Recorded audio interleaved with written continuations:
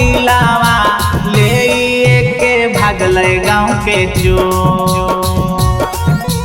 बउआ के मौसी से लागल हल दिलावा ले के भागल गाँव के चोर।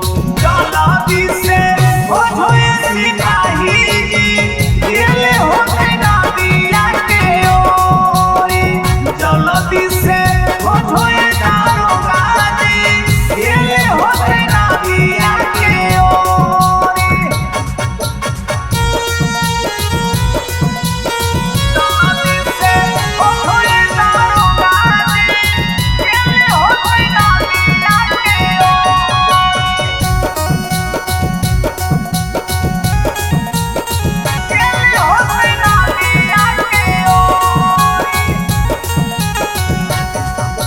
तोहरे पास आइल ही लेके बहुते आस जी।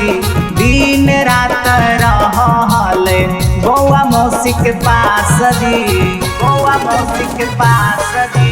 तोहरे पास आइल ही लेके बड़ी आस जी। दिन रात रहल बउआ मौसी के पास जी। गाँव के छोड़ा से लड़ल नजरिया उहे लेके गेले होते जरूर। गाँव के छोड़ा से लड़ल नजरिया उहे लेके गेले होते जरूर।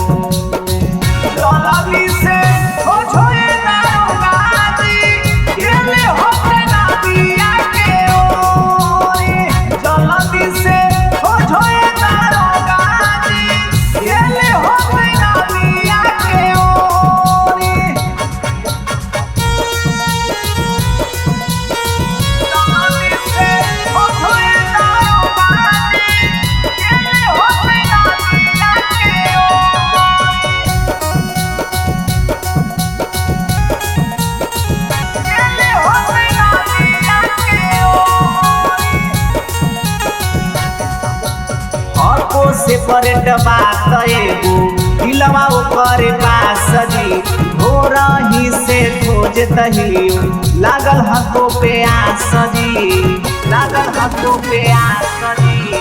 और को से परेट बात एगो दिलवा ओकर पास जी।